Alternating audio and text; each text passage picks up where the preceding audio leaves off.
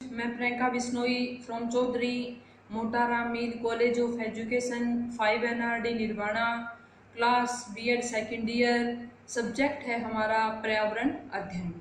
Student, अब हमारा द्वितीय चरण शुरू हो चुका है। इसके बारे में आपको हमारे प्रिंसिपल सर ने बताया था कि अब प्रथम चरण कंप्लीट हो गया है, अब द्वितीय चरण शुरू हुआ है।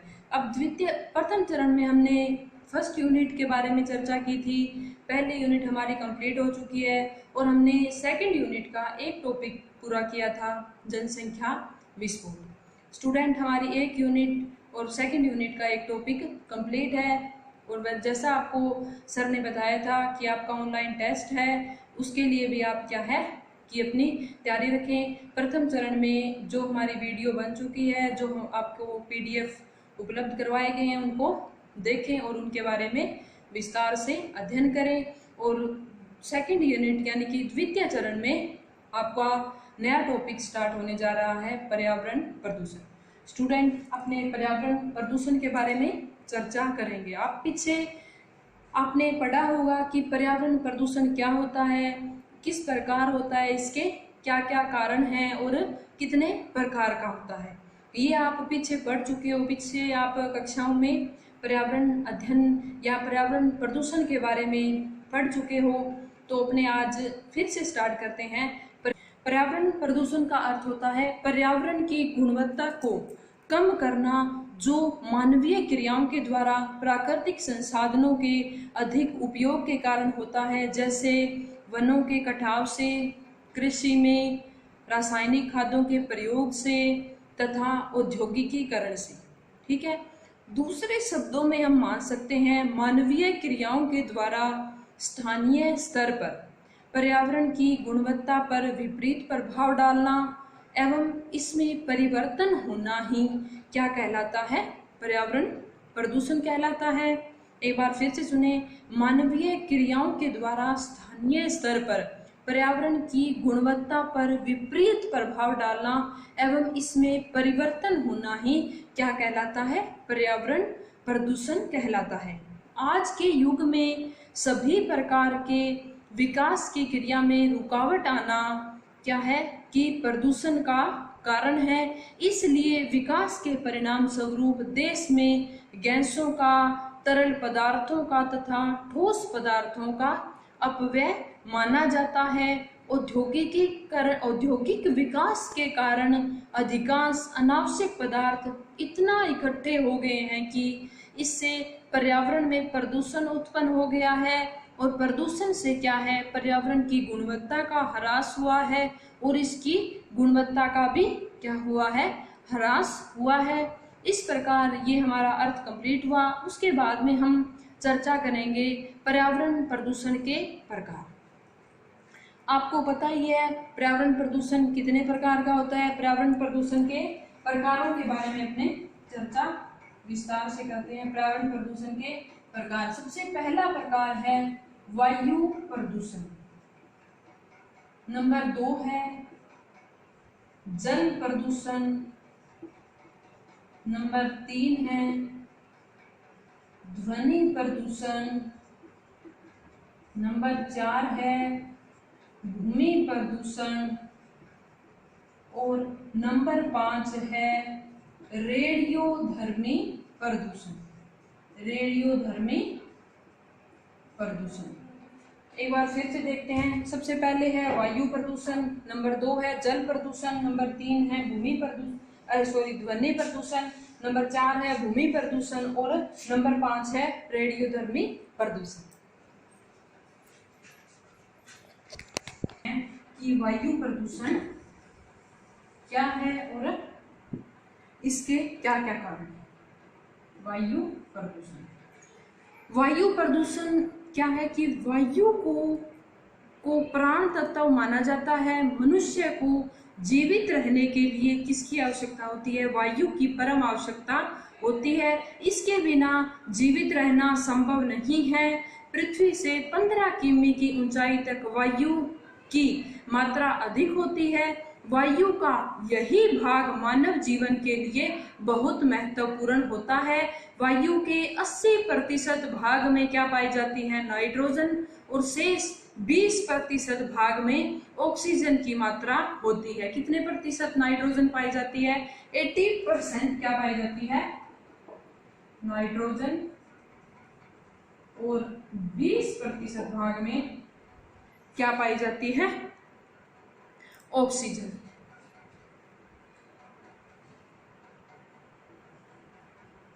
ऑक्सीजन, ठीक है। और क्या है? 4वें भाग से 3 या 4 भाग में कार्बन डाइऑक्साइड तथा ऑर्गन, हीलियम आदि अक्रिय क्या होती है? गैसें होती है। वायु में ऑक्सीजन तत्व ही हमारे लिए अति महत्वपूर्ण होता है। इसके साथ ही पोषक भोजन तथा पोषक खाद्य का मुख्य अंग नाइट्रोजन गैस होती है। वायु प्रदूषण से कितने घातक परिणाम हो सकते हैं, इसका जागृत उदाहरण हमारे सामने है भोपाल गैस कांड। जो भोपाल में गैस कांड हुआ था, उसका परिणाम वहाँ के लोग क्या है, आज तक भुगत रहे हैं। आपने देखा होगा, आप देखते ही भी हो, और कहीं सुना भी होगा, आपने पढ़ा भी होगा कि कितने भयानक परिणाम ये वायु प्रदूषण के भोपाल गैस कांड के दौरान सामने आ रहे हैं। ठीक है। इस प्रकार विश्व में अनेक उदाहरण अपने देखते हैं, जैसे 1952 में जो लंदन में घटना हुई थी, और क्या है इसमें कितने लगभग 4000 व्यक्तियों की मृत्यु हो गई थी। ठीक है, ये आप 2 उदाहरण देख सकते हो। फिर क्या है कि मनुष्य एक दिन में 22,000 बार सांस लेता है, जिसमें 879 मिलीग्राम नाइट्रोजन और 269 मिलीग्राम ऑक्सीजन और 15 किग्रा क्या है कि ऑर्गन की मात्रा होती है, और 8 मिलीग्राम क्या होता है, जल की भाप होती है, और 0.5 मिलीग्राम क्या होती है, कार्बन डाइऑक्साइड, और 14 मिलीग्राम नियोजन, और 4 मिलीग्राम क्या है, क्रिस्टल, और 0.8 ग्राम क्या पाई जाती है, हीलियम पाई जाती है। इस प्रकार यदि देखा जाए तो एक दिन में एक व्यक्ति 14,000 घन मीटर हवा का सेवन करता है। ऐसी स्थिति में जहां अनेक गैसें वायु में मिली होती है, उनमें शुद्ध वायु का मिलना क्या है, नितांत असंभव है। मानव के द्वारा ही इसका हनन किया जा रहा है, वायु प्रदूषण किया जा रहा है। इसमें आप देख सकते हो, मानव के द्वारा ही क्या है, ईंधन का जलाना, उर्वरक एवं कीटनाशक दवाओं का प्रयोग, ऊर्जा का युद्ध आदि में प्रयोग, और आप देख रहे हो जैसे रेलगाड़ी हो गई, हवाई जहाज हो गए, वाहन हो गए, रॉकेट हो गए, मिसाइलें, और तेल शोधक कारखाने, भूमि की सफाई, सड़क भवनों का निर्माण, रासायनिक तथा उद्योगों का विकास, ये सभी किसी न किसी रूप में क्या है कि वायु प्रदूषण के लिए क्या है, उत्तरदायी। ठीक है, उसके बाद में हम पढ़ते हैं वायु प्रदूषण के कारण। ये तो हो गया वायु प्रदूषण मतलब किस प्रकार होता है और मानव का इस पर क्या प्रभाव पड़ता है, और मानव क्या है कि किस प्रकार वायु प्रदूषण का खतरा कर रहा है। मतलब जैसे आप मान सकते हो कि मानव खुद ही क्या है, वायु प्रदूषण कर रहा है। जैसे मैंने आपको उदाहरण के तौर पे बताया था, रेलगाड़ी, हवाई जहाज और उर्वरक, ऊर्जा का युद्ध, ये सारे क्या हैं, वायु प्रदूषण के कारण है। उसके बाद में अपने इनके कारणों के बारे में पढ़ते हैं, वायु प्रदूषण के कारण। इसके कारण वायु प्रदूषण के कारण में सबसे पहले अपने पढ़ते हैं कार्बनिक पदार्थ। सबसे पहला है कार्बनिक पदार्थ। कार्बनिक पदार्थ क्या होता है कि कार्बनिक पदार्थों में वायु प्रदूषण कार्बन मोनोऑक्साइड से अधिक होता है, जो मानव जीवन के लिए क्या होता है, हानिकारक होता है। एक बार फिर सुनो, ये कार्बन पदार्थों में वायु प्रदूषण कार्बन मोनोऑक्साइड से अधिक होता है, जो क्या है मानव जीवन के लिए बड़ा हानिकारक होता है। यह मुख्य रूप से कोयले के जलने, बिजली उत्पादन के यंत्रों एवं गैस के से चलने वाले इंजनों से उत्पन्न होता है, जो मनुष्य के रक्त में मिल जाती है और उसमें नाड़ी तंत्र को क्या करती है, प्रभावित करती है। वायु में मिली इसकी 1000 ppm मात्रा क्या है, मनुष्य को 1 घंटे में बेहोश कर सकती है तथा 4 घंटे में उसकी क्या है, मृत्यु हो सकती है। ठीक है, आप समझ सकते हो कार्बन पदार्थ क्या होते हैं कि ये जो मनुष्य के ये कौन सी गैस होती है, कार्बन मोनोऑक्साइड गैस होती है। ठीक है, उसके बाद में नंबर 2 है कार्बन डाइऑक्साइड।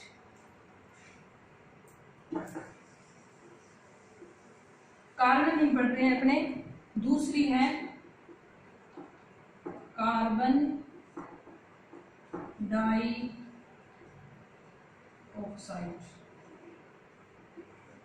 कार्बन डाइऑक्साइड क्या होती है, मूल रूप से यह गैस कार्बन चक्र का एक भाग है। यह कोयला आदि के जलने से उत्पन्न होती है। इस गैस में सूर्य की विकिरण ऊर्जा को सोख लेने की शक्ति होती है, जिससे ग्रीन हाउस इफेक्ट की संभावना बढ़ जाती है। इससे पृथ्वी का तापमान बढ़ जाता है, जो क्या है अप्रत्यक्ष रूप से प्रदूषण को क्या करता है, उत्पन्न करता है। ठीक है, समझ गए कार्बन डाइऑक्साइड। नंबर 3 है अपना सल्फर डाइऑक्साइड। 3 नंबर है सल्फर डाइऑक्साइड।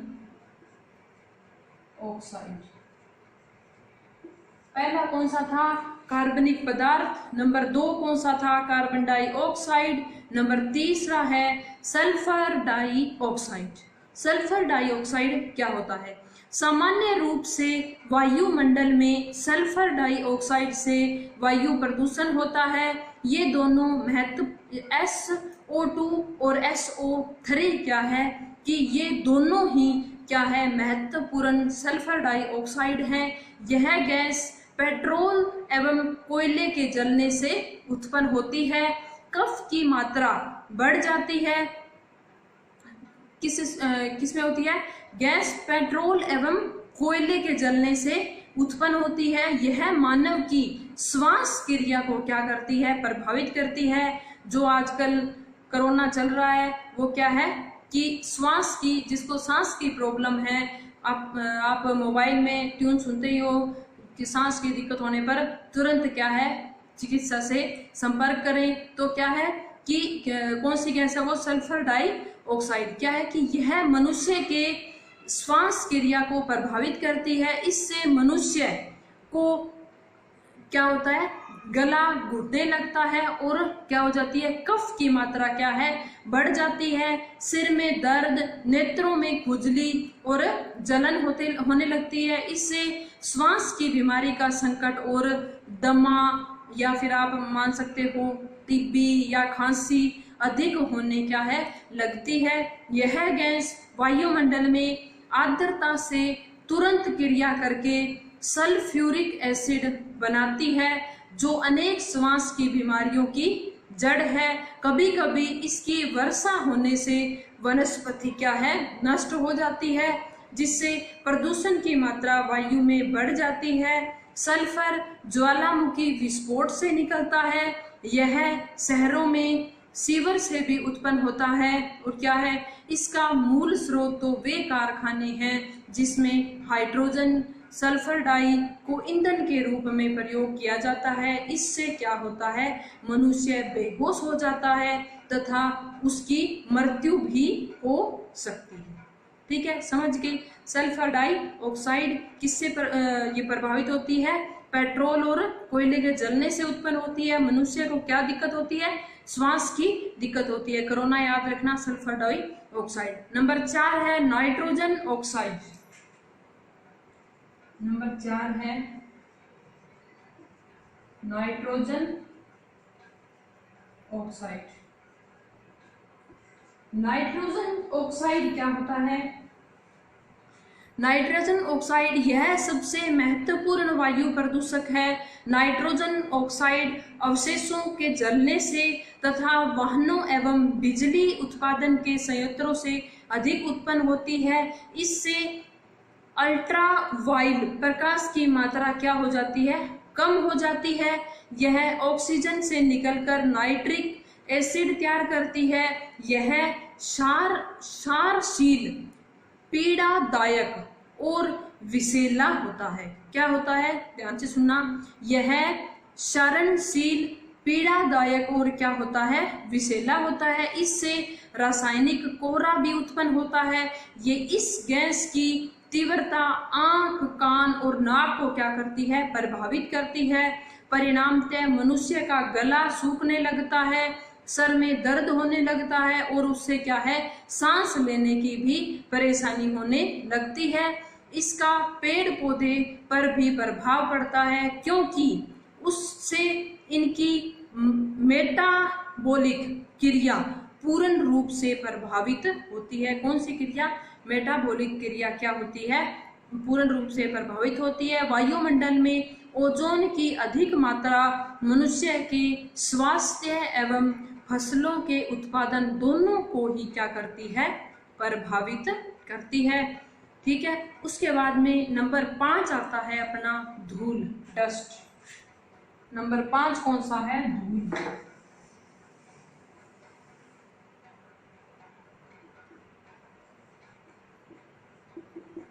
ये आप सभी जानते ही हो धूल क्या होती है। वायुमंडल में धूल भी प्रदूषण का महत्वपूर्ण अंग है। यह हजारों किलोमीटर चलकर समुद्र तथा रेगिस्तान से चली आती है। सहारा और अरब के मरुस्थलों के धूल के कण भारत तक आ जाते हैं। आज यह रेत धीरे धीरे अन्य राज्यों में भी क्या होती जा रही है? व्याप्त हो रहा है। यह प्रदूषण मानव स्वास्थ्य के लिए केवल हानिकारक ही नहीं वरन अनेक रोगों को उत्पन्न करने वाला है। इससे होने वाले मुख्य रोग कौन से हैं? दमा हो गया, एलर्जी होगी, श्वास रोग हो गया, फेफड़ों के रोग आदि होते हैं। धूल आप समझते ही हो किसको? आंधी, डस्ट। आंधियां सबसे ज्यादा कहाँ आती है? अपने गंगानगर जिले में ही आती है। उसके बाद में नंबर 6 है बेंजीन।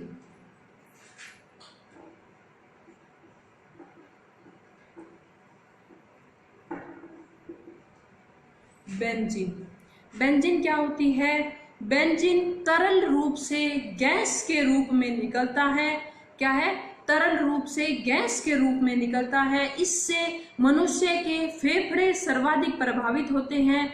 यहाँ तक कि फेफड़ों में कैंसर तक हो सकती है। बेंजीन धुएं, तंबाकू, तारकोल तथा गैसोलीन से अधिक निकलता है।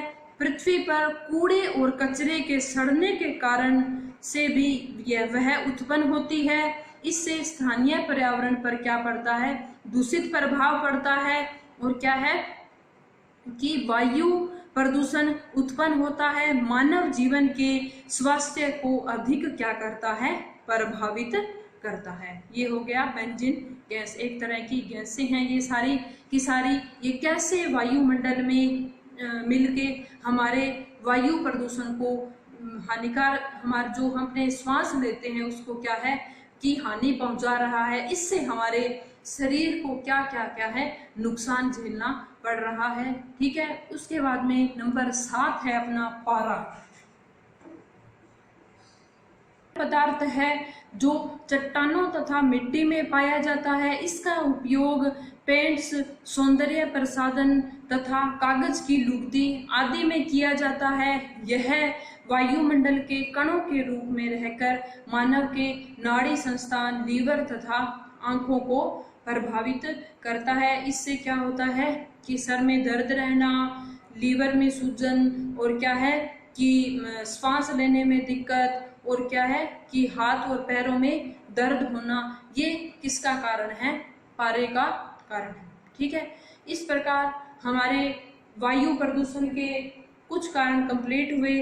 अगले नेक्स्ट कारणों के लिए आप देखोगे नेक्स्ट वीडियो। आप क्या है इस वीडियो को देखो और क्या है अपना अध्ययन करो। पिछले जो भी वीडियो हैं उनको भी देखो और क्या है कि अध्ययन करो, क्योंकि आपको बताया गया कि आपका ऑनलाइन टेस्ट होने वाला है, इसलिए आप ज़्यादा से ज़्यादा क्या है इसके लिए तैयार।